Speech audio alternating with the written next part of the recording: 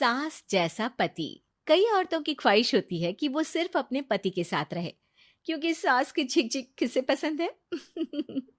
एकता की सास साथ नहीं रहती, सिर्फ पति और वो।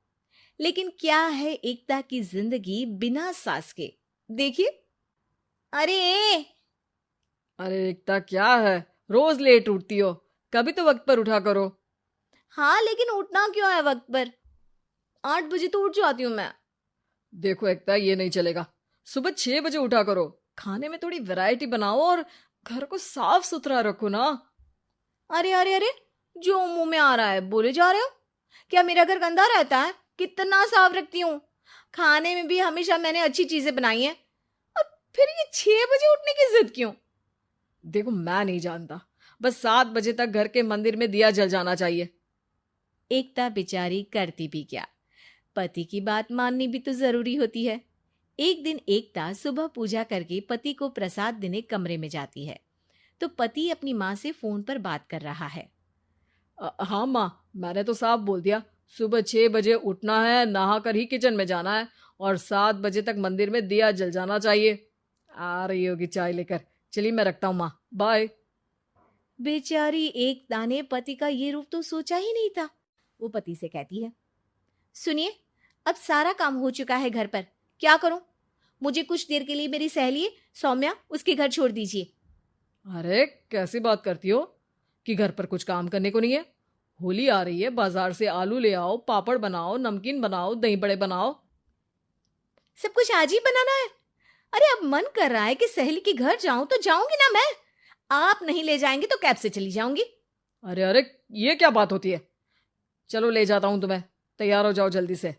कैब की धमकी तो ऐसे दे रही हो जैसे माँ ने दरवाजे में कैब खड़ी कर रखी हो, विथ ड्राइवर।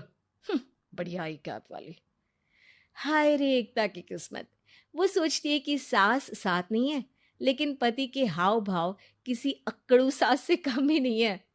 पति एकता को सहेली के घर छोड़कर कहता है, अच्छा सुनो, वक्त पर घर चली जाना और शाम को गर्मा गर्म पुलाव खाऊंगा मैं। बनाकर पहले ही मत रख देना। और हाँ, रायता भी बना लेना। हाँ जी हाँ, फिलहाल क्या मैं अंदर जा सकती हूँ? नाश्ता पेट भर करा दिया, दोपहर का खाना भी पैक कर दिया। पहले जो खाया है उसे तो पचा लो, दिन का खा लो, अभी से रात के खाने की चिंता में बाल न जल जाए कहीं। पति को एकता की बात पर गुस्सा तो बहुत आता है, लेकिन ऑफिस में देरी के कारण वो कुछ नहीं कहता। एकता सहेली के पास जाती है, जहां सास बहू बैठकर गप्पे लड़ा रही होती है। हाय सौम्या। नमस्ते आंटी जी। अरे वाह एकता बेटा, बड़े समय बाद देखी, कैसी हो? अच्छी हूँ आंटी जी। घर का सारा काम हो गया था, बोर हो रही थी, सोचा सौम्या से मिलती चलूं।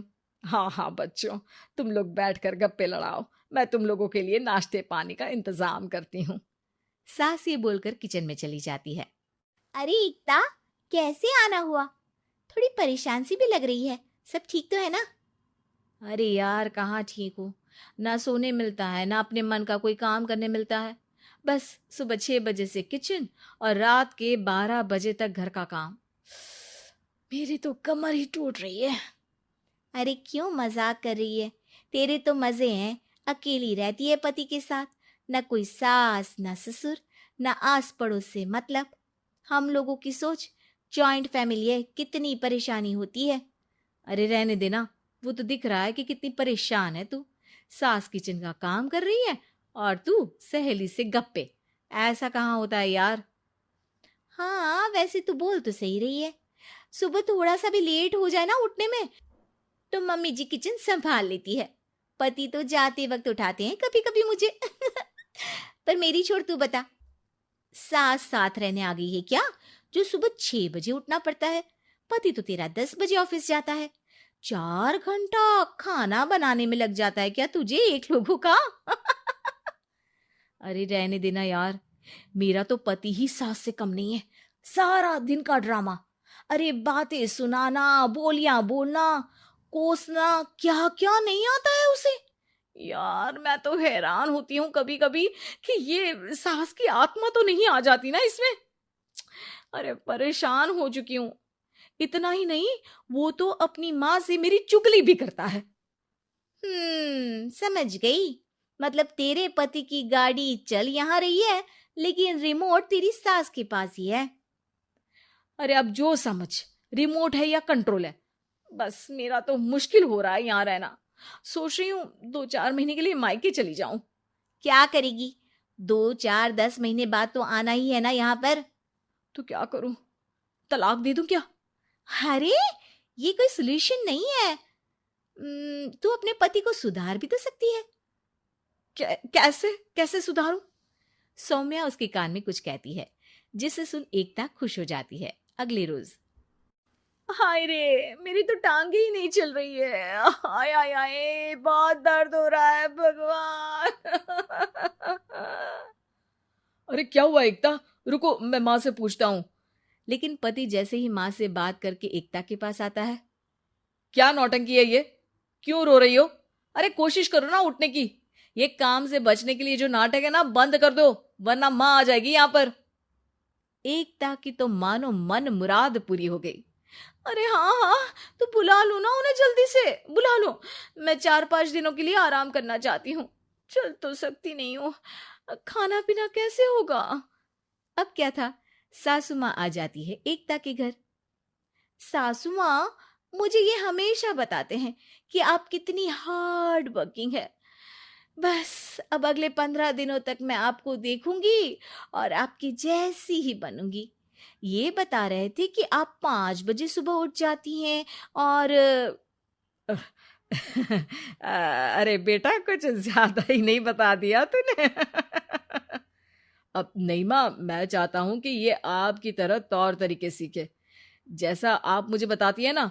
मैं तो हमेशा हॉस्टल में रहा, कभी देखा भी नहीं आपको, लेकिन मैं चाहता हूं कि एकता पूरी आपकी कॉपी बने, घर गृहस्थी आप ही की तरह संभाले।